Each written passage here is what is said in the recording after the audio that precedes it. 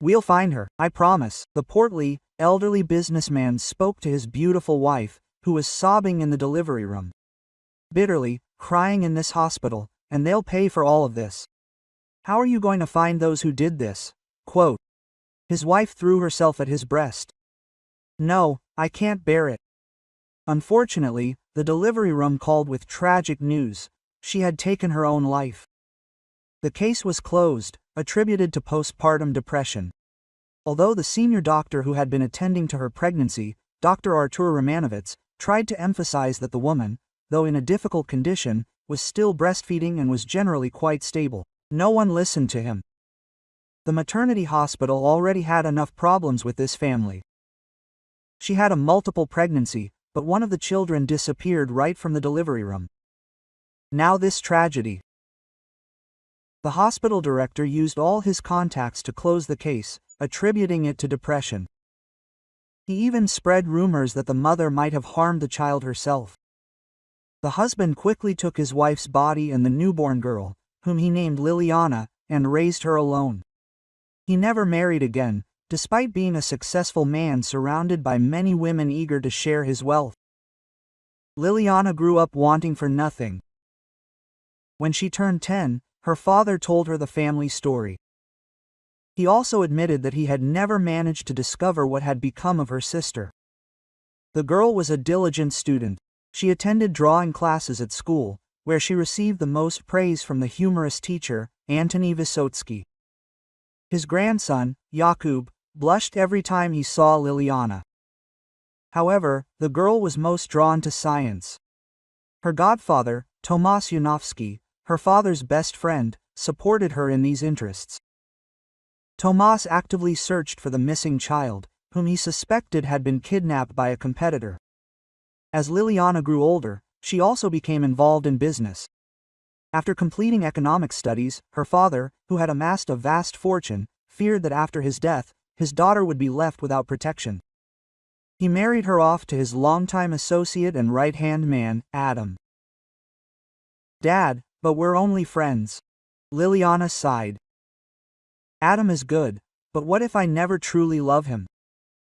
Divorce is no tragedy, her father replied. You'll sign a prenuptial agreement, and I'll draw up a will. Just listen to me for once in your life. With Adam, you'll have more peace when I'm gone. Quote. At 25, Liliana unexpectedly became happily married, but Adam had had a steady lover, Olga, for years, who was waiting for a ring. After the wedding, they continued their relationship. Years later, Liliana's father, in his 30s, died. An article about the business shark's passing appeared in the local newspaper. However, not everyone believed Liliana's father died naturally. His best friend, Tomasz, weeping at his grave, was dragged away by security guards.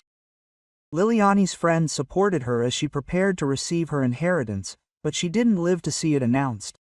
Her death was considered tragic and unfortunate.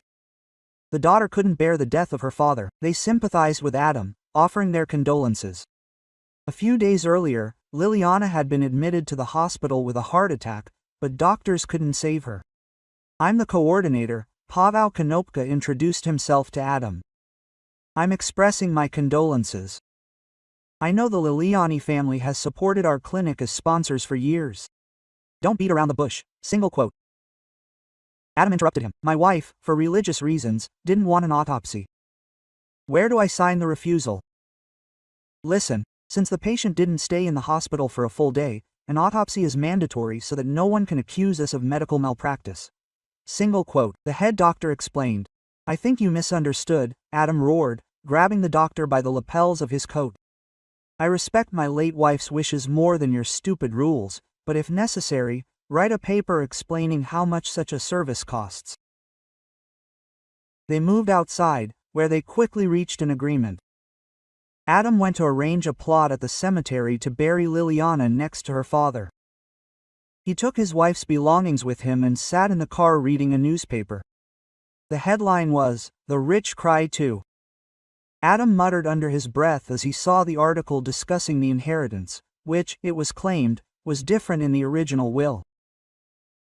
Meanwhile, a paramedic named Marcin, a former medical student who had dropped out of college due to an unhappy love affair, was working in morgue. His fiancée, Anita, had fallen in love with a wealthy man who took her for rides in an expensive car. Adam remembered this man's name.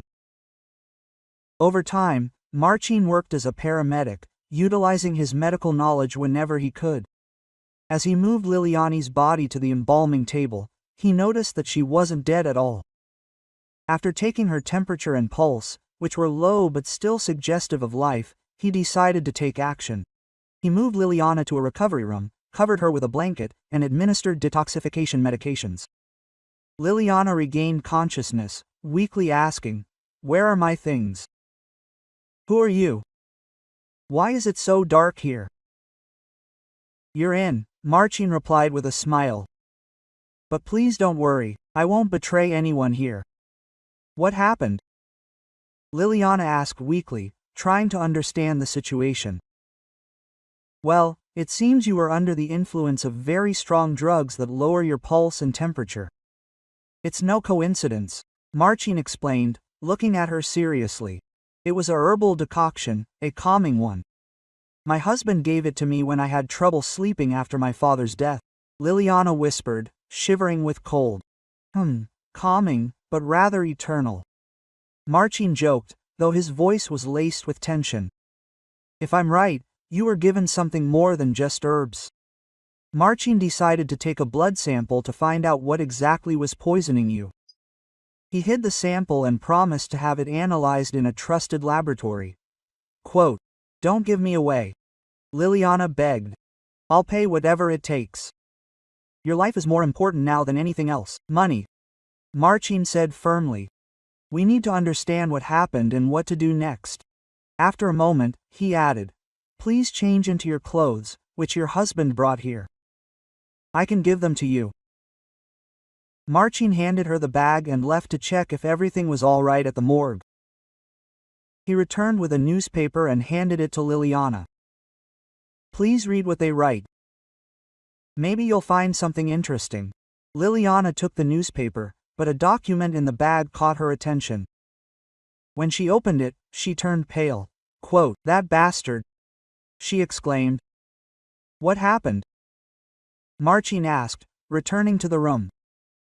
"My husband forged my father's will and tried to hide the real document. He wanted to take all the assets for himself," Liliana replied bitterly. "Stay calm," Marcin said. "First we need to arrange a safe haven for you."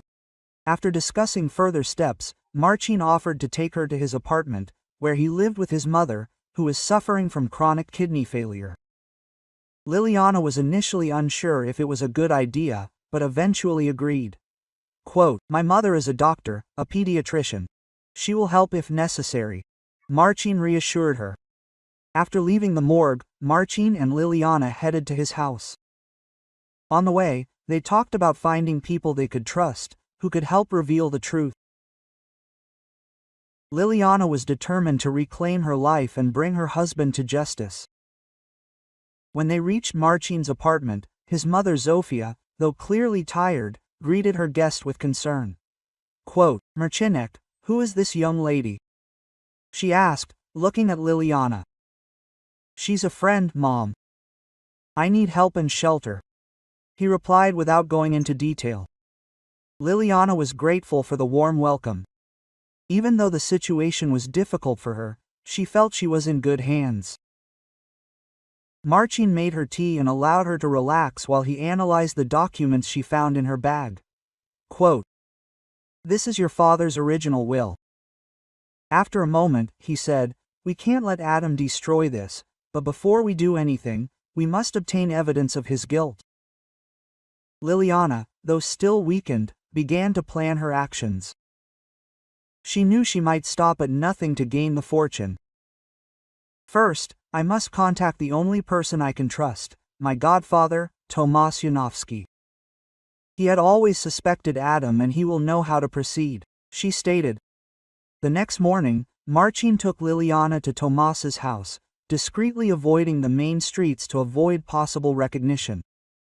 When they arrived, Tomasz's security initially refused to let the unexpected guest in.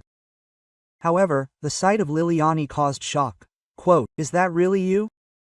the surprised security guard asked. "After all, you're dead." Hearing the commotion, Tomas went out into the yard. At the sight of Liliana, he froze, then rushed to hug her. Quote, "Liliana, girl, you're alive." "Thank God," he said, his voice breaking. Liliana told Tomas the entire story, from the tragic evening to the escape from the morgue. Tomas, known for his insight, immediately began planning his next steps. Quote, "We have to act quickly," he said. "Adam is cunning and has money, but if we have proof in the form of the original will, we can use it." Tomas decided to immediately contact his friend in the police to organize an operation to expose Adam. However, Liliana had another idea. Quote, "I want Adam to pay not only legally, but also mentally too. He deserved to feel what it was like to be a victim," she said with determination. The next day, Tomas organized a meeting with several actresses who were to pose as Liliana in various parts of the city. The women were dressed, made up, and properly prepared to fool Adam.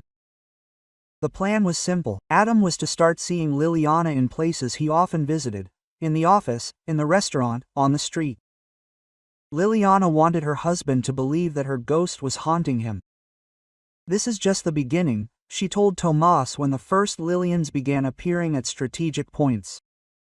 "Adam must start to be afraid." After just a few days, Adam began to see the silhouette of his dead wife in various places. At first, he thought it was a coincidence, but over time, he began to become paranoid. "She's haunting me," he shouted to his lover Olga, who tried to calm him down. "Maybe you should stop drinking," she said, barely concealing her irritation. But Adam didn't listen. Each passing day only worsened his condition. Liliana was everywhere, in his home, in his office, even on the street. During one such reenactment, Adam, terrified, screamed out his sins aloud. "Yes, it's true. I killed her and her father too. I was the one who forged the will." Quote. His confession was recorded by a hidden camera installed by Tomas. The police, armed with evidence, immediately sprang into action. Adam was arrested at Liliana's grave, where he tried to beg for forgiveness. "It's over, Adam," Liliana said, looking at him with cold calm. Watching Adam's arrest, Liliana felt a mixture of relief and sadness. Despite all the evil he had done to her, this was the person she had once loved. However, his betrayal and crimes left no room for mercy. The police began interrogating Adam, but he initially refused to cooperate. Only after a few days, tired of the psychological pressure and the awareness of inevitable punishment, did he begin to testify. He confessed not only to attempting to murder Liliana, but also to forging the will and complicity in her father's death. Liliana returned to the home she had recently shared with Adam. She found Olga there, trying to gather her things. "Hello, Olga," she said with icy calm. "Liliana, you are." Olga was shocked. "Yes, I'm alive. And don't worry, I won't prosecute you for what happened between you and Adam, but I advise you to leave this house quickly. It no longer belongs to you." Quote, she added firmly. Despite Olga's attempts to explain, she quickly realized there was nothing to look for here. Liliana demanded the return of the jewelry and other items Adam had given her. After a brief, tense exchange, Olga left the house forever. Although Liliana felt relieved, she knew she still had a lot of work ahead of her. Her father's will, which had been recovered, was declared valid, and Liliana officially took over the estate. However, managing her business empire proved to be a challenge. Tomas, her godfather, advised her every step of the way. Together they made key decisions that were to keep the company afloat. At the same time, Liliana began to devote more time to helping others. She decided to invest part of her fortune in development, hospitals and clinics, including the treatment of chronic illnesses such as those Marcin's mother, Zofia, struggled with. Marcin and Liliana remained in close contact. Despite his concerns, Marcin agreed to a kidney transplant for his mother, financed by Liliana. The operation was successful, and Zofia recovered quickly. "I don't know how to call you," Marcin said when Liliana visited them after the operation. "You don't have to thank me. What you did for me saved my life. And now I could help your mother," she replied with a smile. Over time, their relationship began to deepen. Liliana, although previously focused on revenge and getting her life back, began to see something more in Marcin. A few months later, Liliana decided to divorce Adam. The process was quick thanks to the evidence of his guilt and the previous investigation. After the divorce, Liliana began to rebuild her life. Her relationship with Marcin grew closer. Ultimately, he proved to be the person she could fully trust. A year later, at a small ceremony surrounded by her closest family, Liliana and Marcin married. Their wedding. Their lives began to take on new colors, and the company Liliana ran with Tomas was thriving. One day, Liliana received an unexpected call from one of the girls who helped her with her ghosting. Vitalia, one of the actresses, told of a strange encounter. "I was in a neighboring town at a gas station and saw a woman identical to you," she said with emotion. "Identical?" Liliana asked, surprised. "Yes, it wasn't just a resemblance. She looked exactly like you." Quote. Intrigued, Liliana drove to the indicated address. In a small cafe by the gas station, she met a woman who looked like her twin. After a short conversation, it turned out it was no coincidence.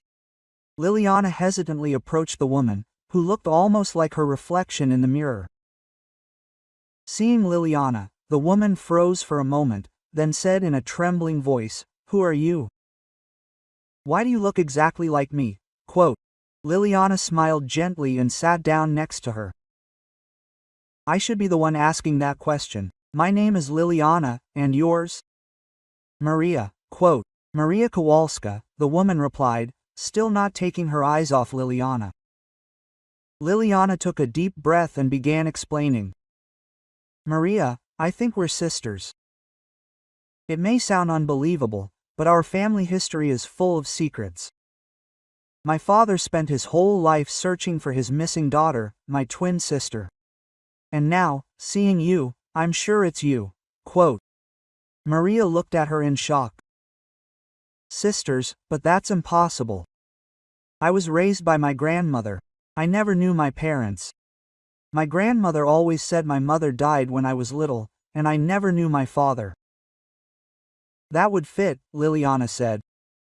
"You were about a month old when you disappeared. Grandma could have taken you in, not knowing about our family. If you want, we can do DNA testing to be sure." Quote. Maria, though skeptical at first, agreed. A few days later, the DNA test results came back, confirmed what Liliana suspected. Maria was indeed her twin sister. The meeting, which took place entirely by chance, turned out to be one of the most important moments in both women's lives. Liliana immediately invited Maria to her home to tell her more about their family. She showed her photos of their father and told her how he had spent years trying to find her. Maria, moved and confused, said, "It all seems so unreal.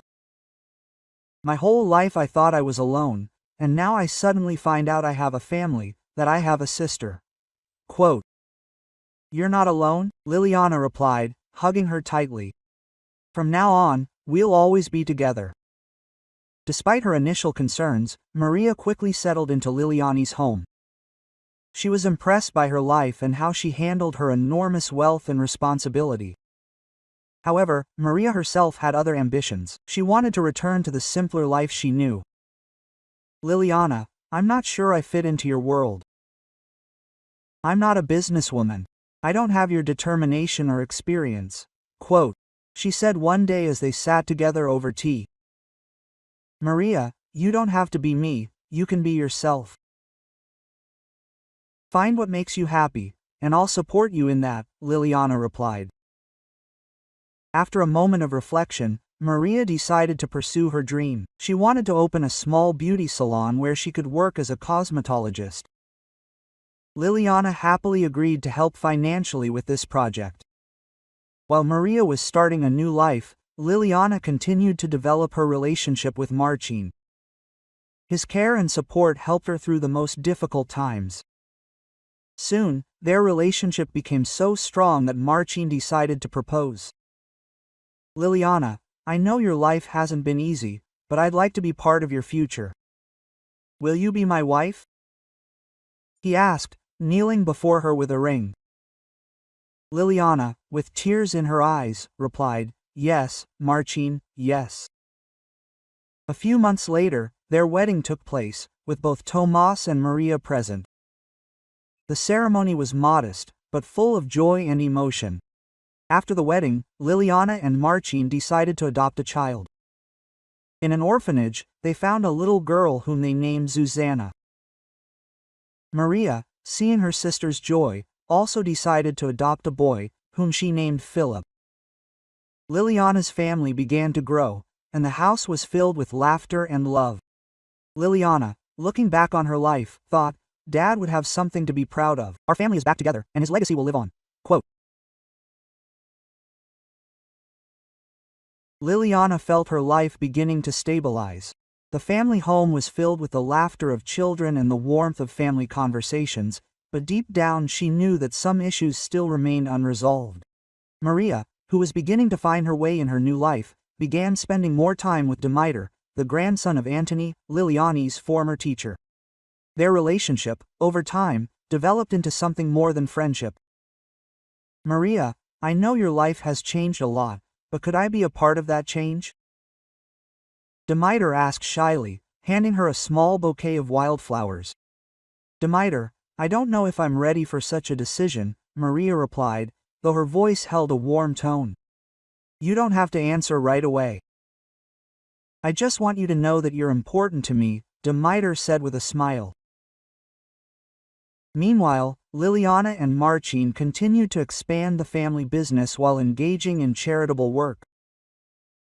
She decided to start a foundation to support single mothers and children in difficult life situations. It's something my father would have wanted me to do, she told Marcin as she reviewed the foundation documents. He always wanted to help people. Liliana, you have a big heart, but remember yourself too. You can't sacrifice everything for others, Marcin reminded her. A few weeks later, Maria called Liliana with unexpected news. Liliana, I have something important to tell you, she began excitedly. Dimitri asked me to marry him, and I said, yes, Maria, that's wonderful news.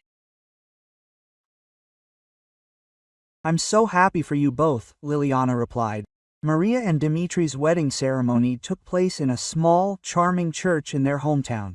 It was an event full of joy and emotion, uniting families and friends. A few months later, when life seemed peaceful, Liliana received an unexpected call from Tomas. Quote, Liliana, we need to talk. New information has emerged about your father, he said with seriousness in his voice. Liliana immediately sensed something was wrong. She met Tomas in his office, where he presented her with documents he had recently discovered. Quote, it seems someone else may have been involved in your father's death.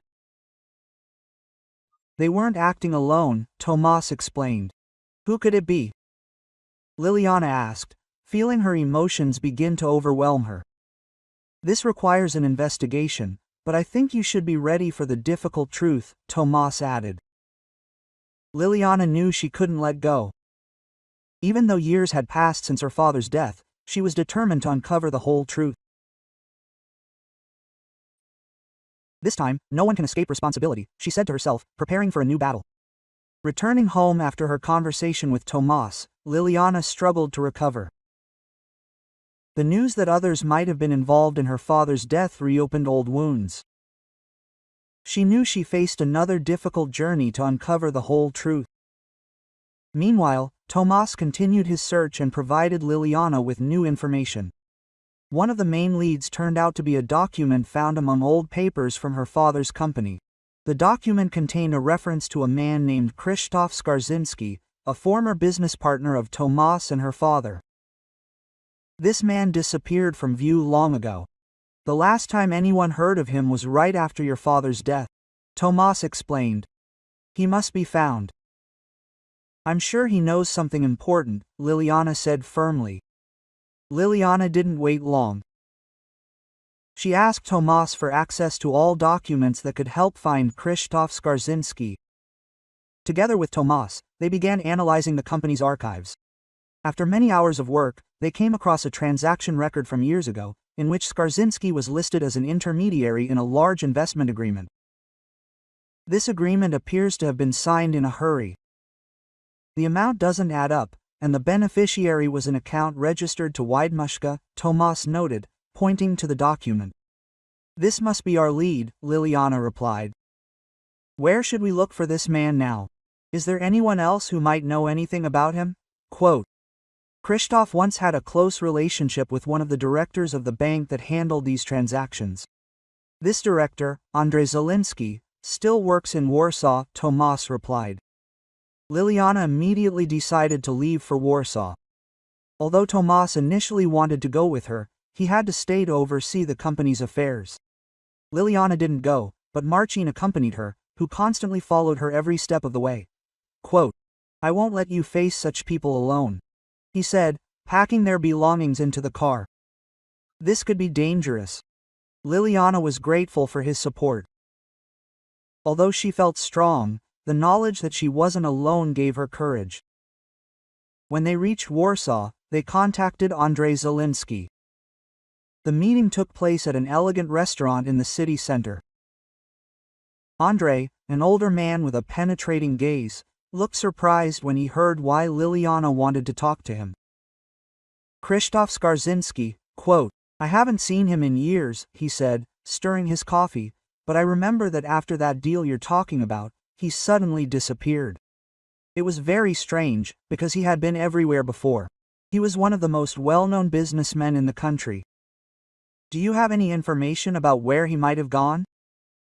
Liliana asked. Andrzej thought for a moment, quote, the only thing I remember is that he mentioned going to southern Poland. He mentioned something about a small town where he wanted to open a hotel, but that was a long time ago. Liliana and Marcin decided to use this information and began searching for traces of Krzysztof in southern Poland. After several days of searching in a small town in the Beskid Mountains, they came across an old boarding house owned by a man named Skarżynski. When they arrived, they saw a dilapidated building that had clearly been abandoned for years. Inside, however, they found several documents and a notebook that indicated Krzysztof had indeed lived there. This must have been his refuge after he escaped, Liliana said, leafing through the papers. In one of the notes, she found a name that shocked her, Adam. Quote, I don't believe it. Adam was in touch with him even here, she said, feeling anger and determination rise within her. Liliana knew she had to find out more. She and Marcin began searching for residents who might remember Skarżynski. Finally, they came across an elderly woman who worked as a cleaner at the boarding house. Quote, yes, I remember Mr. Krzysztof, she said, the old man. He was a nice man, but he often seemed nervous. He always carried a black briefcase with him and said he had something in it that could change his life. Then he suddenly disappeared.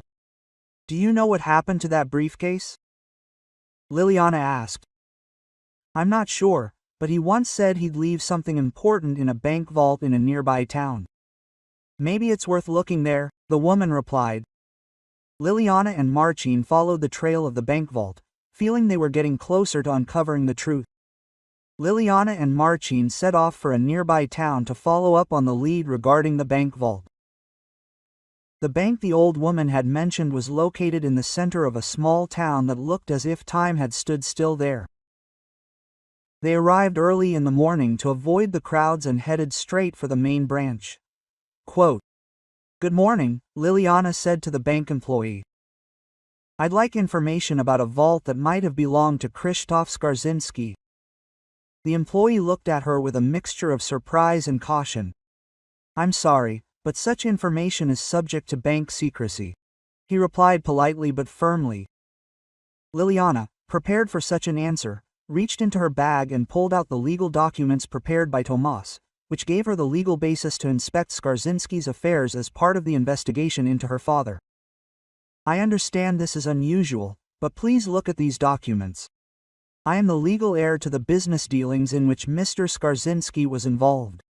I am only interested in recovering documents that may clarify certain matters," she explained calmly.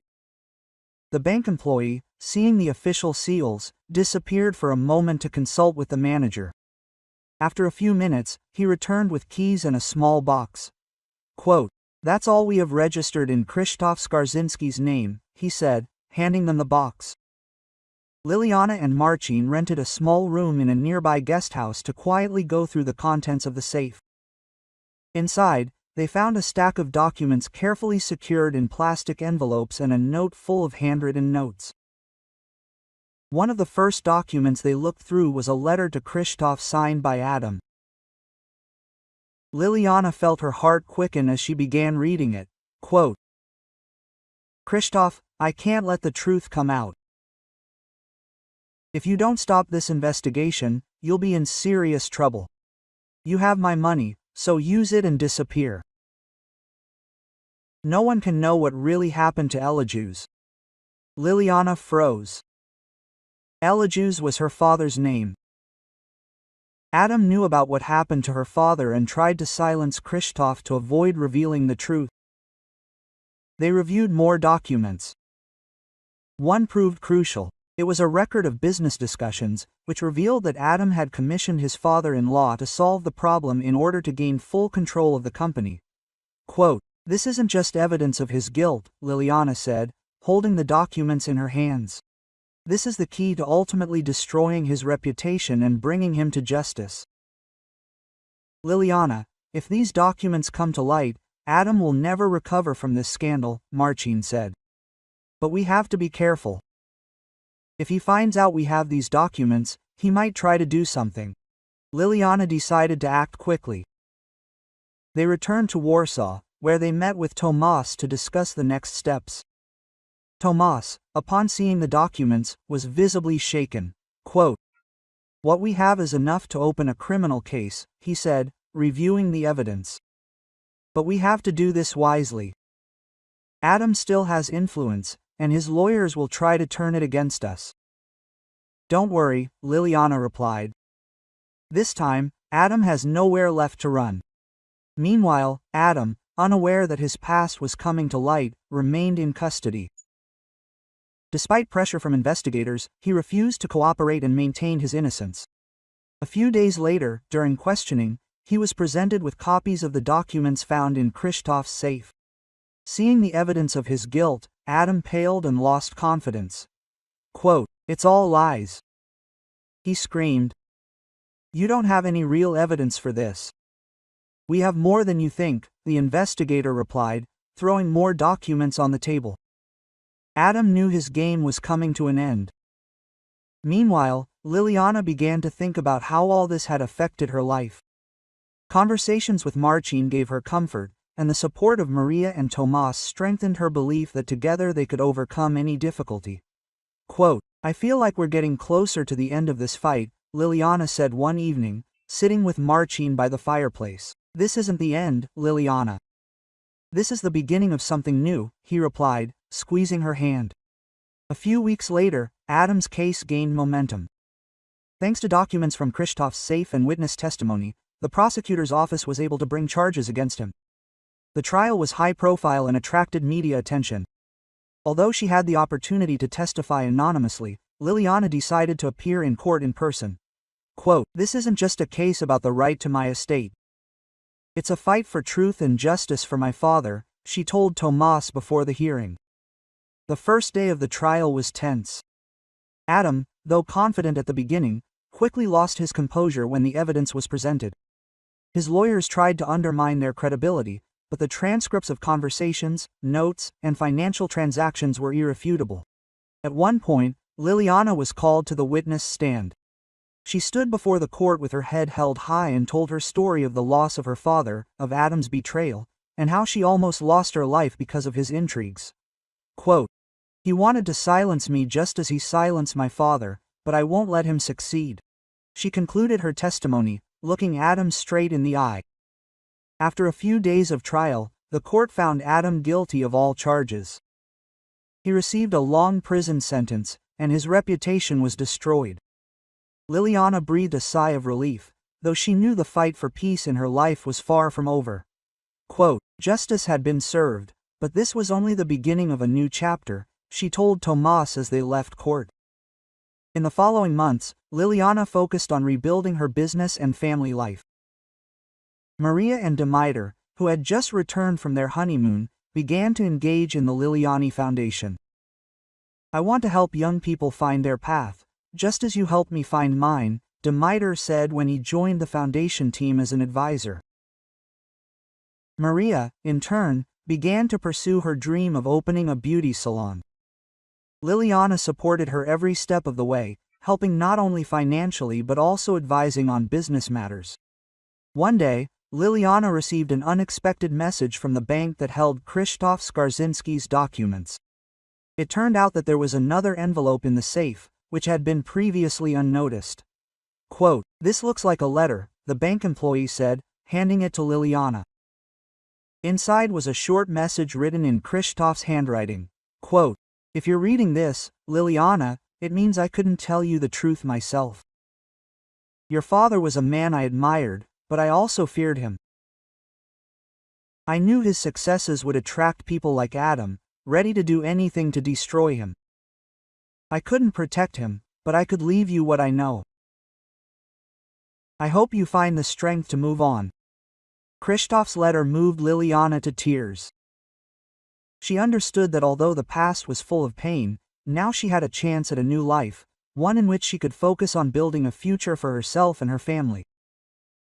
She and Marcin decided to start a new venture, a medical clinic that would help people in difficult health situations. It was a way to pay tribute to her father and all those who supported her during the darkest moments of her life. When, a year after the trial, Liliana looked at her family, Marcin, Maria, Demeter, and their children, she felt she had finally found peace. The past, though difficult, had taught her how to fight for what was truly important. Her father would be proud, she thought, smiling as little Zuzanna came running to her with a drawing of their family. Staring at Zuzanna's drawing, Liliana felt a peace that had seemed so long unattainable.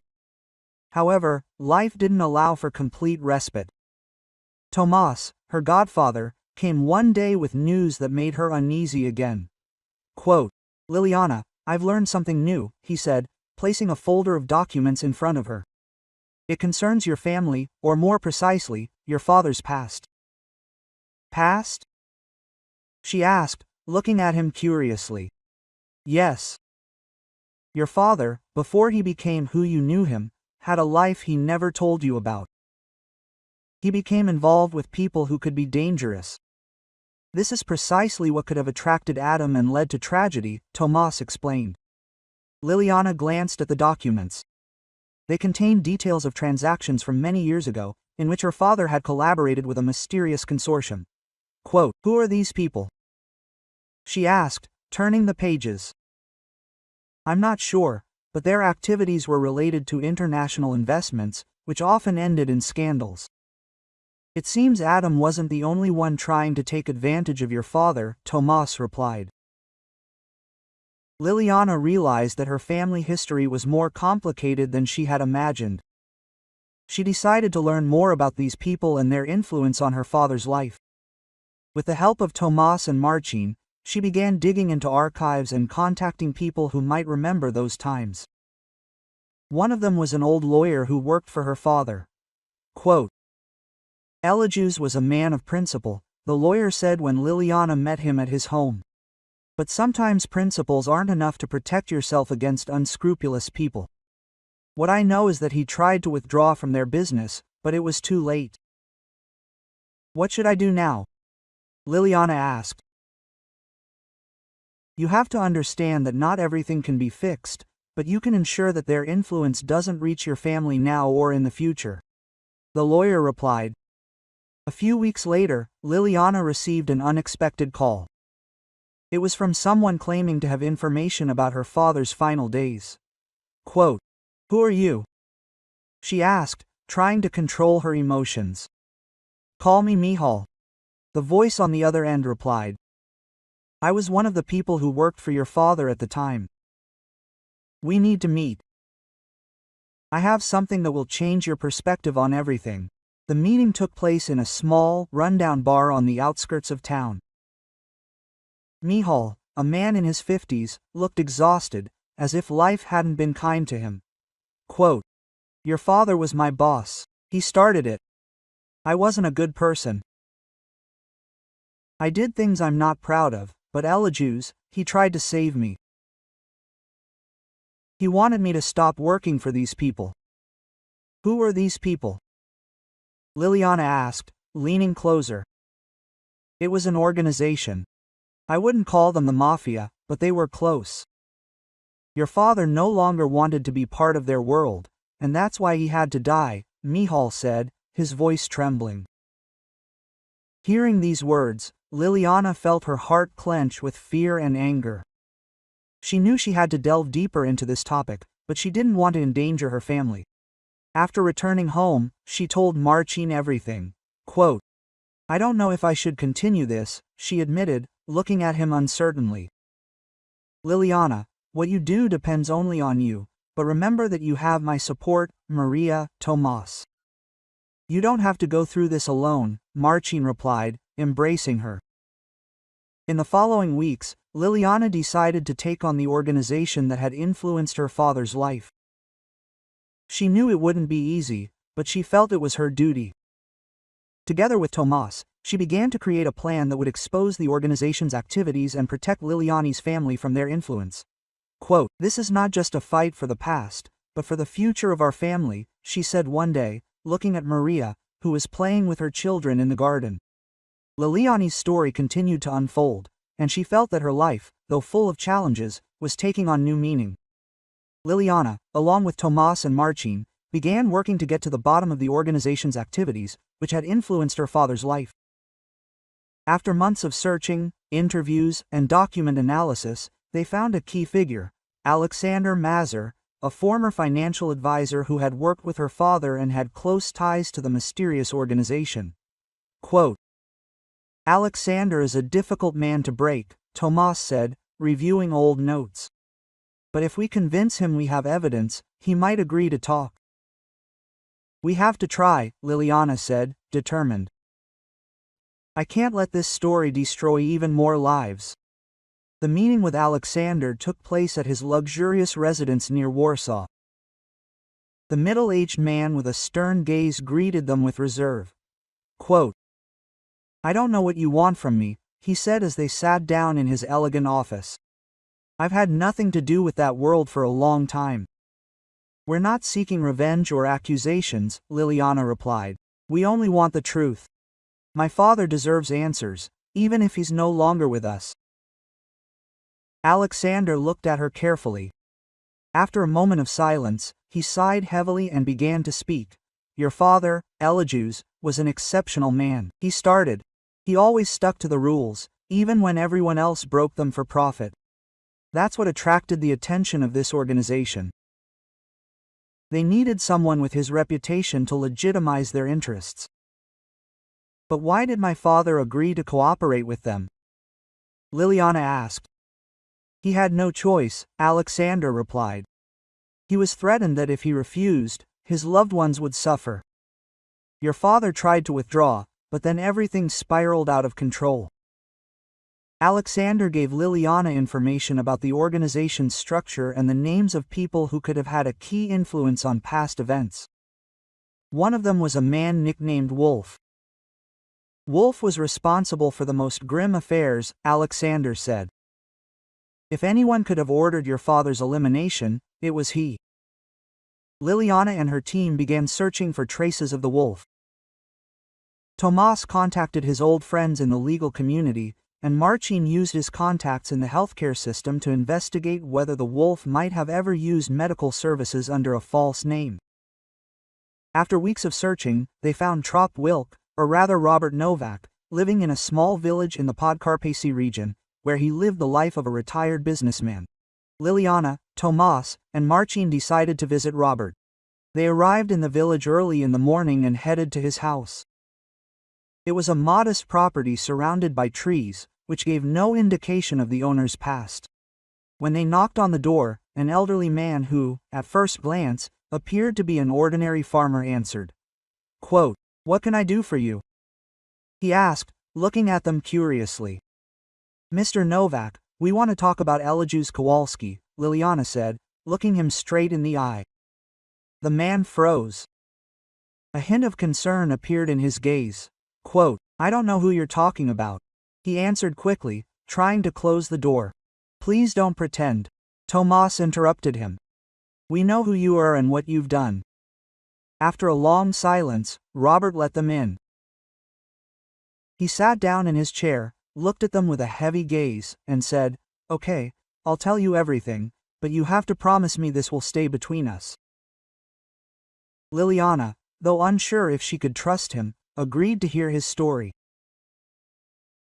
"Your father was an honest man." Honest. That was his downfall. The organization couldn't let him withdraw from his business. They were afraid he would start talking. Robert began, quote, "And you gave the order?" Liliana asked, trying to contain her emotions. "No, but I was part of this plan. I couldn't object." "Anyone who tried ended up just like your father," Robert replied, lowering his gaze. Liliana understood that Robert could be both the perpetrator and the victim in this situation. However, she knew she had to pass this information on to the appropriate authorities to close this case once and for all. Period. Liliana knew the truth she had discovered could shake her life even more. On the other hand, she felt relief that the mystery surrounding her father's death and the organization's influence on his life was finally beginning to unravel. The decision to report the matter to the appropriate authorities was inevitable. Tomas arranged a meeting with the prosecutor, to whom they handed over all the evidence collected during their investigation. The prosecutor's office launched a wide-ranging investigation, which soon led to the arrest of key members of the organization, including Robert Wilk Novak. A few months later, Liliana could finally feel that her family was safe. The organization was dismantled, and Adam, along with others involved in the crime, received a just punishment. Liliana decided to close the chapter of her life tied to the past. She focused on the future, on her family, her work at the foundation, and her plans to expand the clinic she had opened with Marcin. One evening, sitting in the garden of her house with Marcin, Maria, Demeter, and their children, Liliana looked up at the starry sky. Quote, "Do you think Dad sees us?" she asked quietly. "I'm sure he's proud of you," Marcin replied, squeezing her hand. Liliana smiled. For the first time in many years, she felt she could live without the burden of the past. Quote, "Time for a new beginning," she said, watching the children laugh and play in the moonlight. Thank you for listening to the story until the end. Share your thoughts in the comments. Subscribe to the Telephone European Championships channel and share this video with your friends and family. It motivates us to work on new stories every day. Don't miss another amazing story coming soon to your screens. We are so grateful you are with us. You can access the catalog of all the stories in the description below this video. See you soon. Quote.